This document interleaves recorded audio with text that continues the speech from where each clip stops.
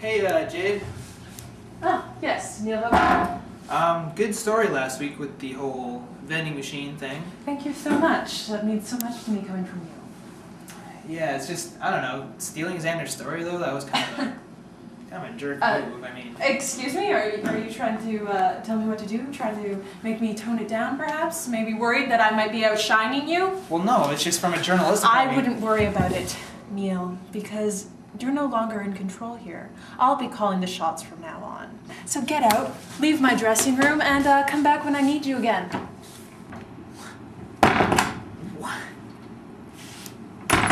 What? Hey! No! My dressing room.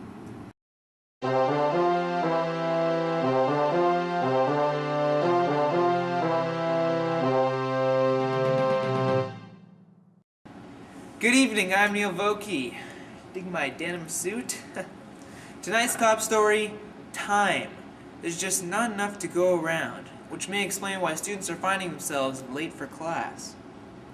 Joining us now is our statistics correspondent, Matt Henderson, to tell us just how many are lost in the space-time continuum. Matt?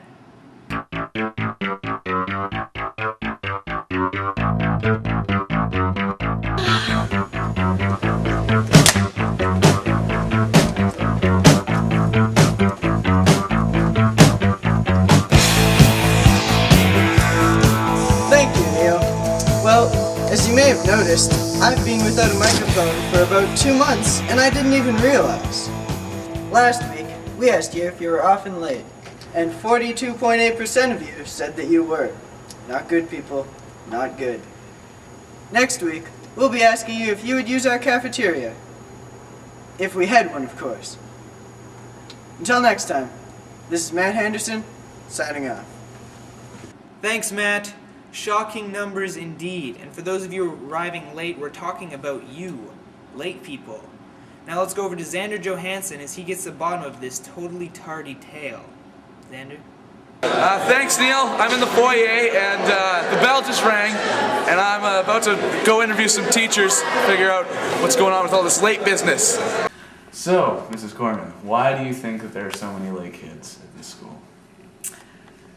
Well, there are many different reasons, I suppose. They should be on time. Kids seem to have 1,000,001 reasons. Why aren't you in class? Why are you late? Because I like sleep. I think it's more important. These late people have horrible attitudes. Why tell me why you're not in class? I'm heading to class right now. Yeah, why are you late though? Yeah, What happened? Nothing happened. Woke up late. Want to ride my bike? No. Parents will drop kids off late to school. That's out of the students' control. No, you want to tell me why you're late? Not in class right now, it seems, huh? Because my ride was late. But mostly there just seems to be some apathy on the students' part about getting to class on time. I have students who will show up with, sort of coffees in hand or food in hand. Why are you late? Why aren't you in class right now? Because I had to make my sandwich. Why are you late? I was lazy and didn't wake up. You see, this is... And maybe just not understanding that when you arrive late, it's really disruptive to the teacher who's maybe trying to conduct a lesson. And it's disruptive to the other students in class who maybe don't want to hear the teacher repeat things because you came late. Things seem to be dying down a little, Neil. I better get to the bottom of this. There's only one way that I could find out about such an epidemic. Become part of the virus. And so I disguised myself as a late child. I decided to follow one group of late people all the way to a classroom. So I want you guys to get going on your homework now. And excuse me, we're all late. Do we have any particular reason for being late, or is it just kind of the way we do things nowadays? I mean, after all, this is Mark Isfeld. What do we care if we show up on time, right?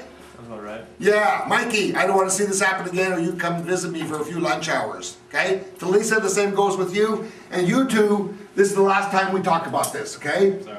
And you, what in God's name are you doing here? You're not even in this class. My cover's blown. My cover's blown! What? What's wrong with that guy? My cover had been blown. I needed a new persona, and quick. Oh, hello. Smoking? Me too. So, aren't you worried about being late for class, huh?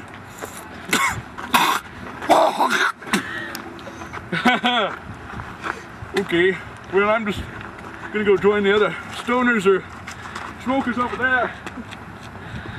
My leads were getting me nowhere, but then I found a new clue. More next time, Neil. Thanks, Xander. MITV recently received a letter from Andrea McGibbon, who happens to be Mark R. Isfeld's first cousin. Yeah, that's right. She's been watching our show, and she said, well, I'll quote her. "I'm sorry to hear about the possibility of the school not remaining a high school. It seems a truly creative environment, and teachers genuinely care. If there's anything that we, Mark's family, can do to help, please advise." Well, Andrea, what we all need to realize is that this whole situation basically comes down to money. The government won't provide our district with enough money to keep 3 high schools running at a declining population. So I say we beat Highland and Van Nay to the punch. If we can slip a 20 into the front pockets of all the trustees, maybe they'll reconsider. Well, now it's time for a French word of the week. Let's go live to the courtyard with Pierre Québécois. Hello, everybody. Welcome to French Word of the Week. I'm your toast Pierre. I said toast. Oh, I meant to say host. I'm your host, Pierre Québécois. Straight out of Compton, you know how it is. Not much else to rant on about. Here's the French word. Malin. So there you have it. There you are. You gotta stop doing that, cameraman. You keep moving in the middle of my segment, and I just get confused. Anyways, the word was malin, which is shrewd / cunning.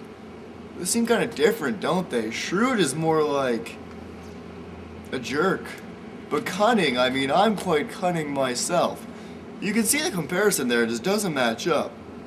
In a sentence, you could be like, un malin, which just means a crafty or clever person. In another sentence, you could be like, il me donne un sourire malin, which is like, he gave me a knowing / crafty smile. I've had those before. I mean, they're quite unnerving. You're like, what's with this guy? Is he plotting treason? Will he steal my sandwich? I mean, who knows? That's basically it. Back to you, Neil.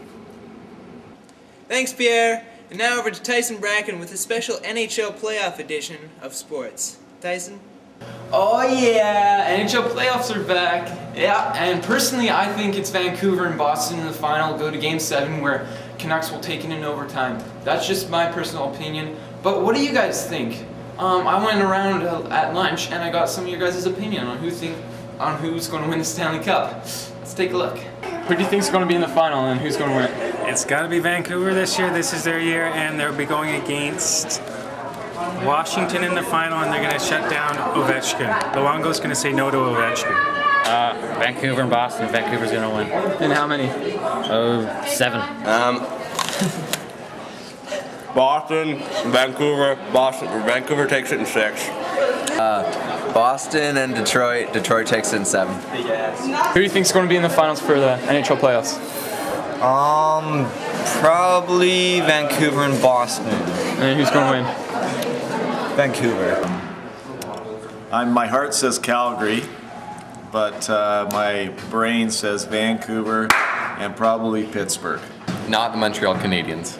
You got that? So NHL playoffs, who's going to be in the final? Toronto. Now I'm pretty sure you've all heard that the Canucks won their game on Tuesday evening, which means they swept the series against St. Louis Blues. But if you didn't see the game, well, you're lucky because we got the highlights. Roll 'em! I'm playing the Vancouver Canucks. Fraser is in the middle, he's playing the St. Louis player, and Matt, the intern, is playing the St. Louis goalie. So, first period here, 0-0. St. Louis player is in his corner and passes it right out and gives it away to Kyle Willwood, who skates in, takes out the goalie, and scores 1-0. Second period here, watch here as Shane O'Brien, played by Jordan Barnes, shoots the puck and is tipped in front by Alex Burrows, and it's now 2-0 Vancouver Canucks. Here we go, overtime. This is the game-winning goal. Alex Burrow skating down the right wing. Here he goes, and he shoots 5-hole, and bam! The series is over. The Canucks win the game 3-2 in overtime and sweep the series 4-0 over the Blues. So there you go, Neil. That's how the Canucks won in Game 4 to sweep the series against the Blues. And it seems as though Isfeld thinks the Canucks are going to win the Cup, so go Canucks. Thanks, Dyson. And now over to our junior meteorologist, Kyle Wine. Kyle? Hi Neil, as you can see we got some sun going on, some kids running in shorts. I got my shorts on from my winter pants, I'm nice and set up. And it looks like we're gonna get more to come, more sun. So get out there, have some fun. Thanks, Kyle. Well, that wraps up this episode of MITV. Just call me Patsy.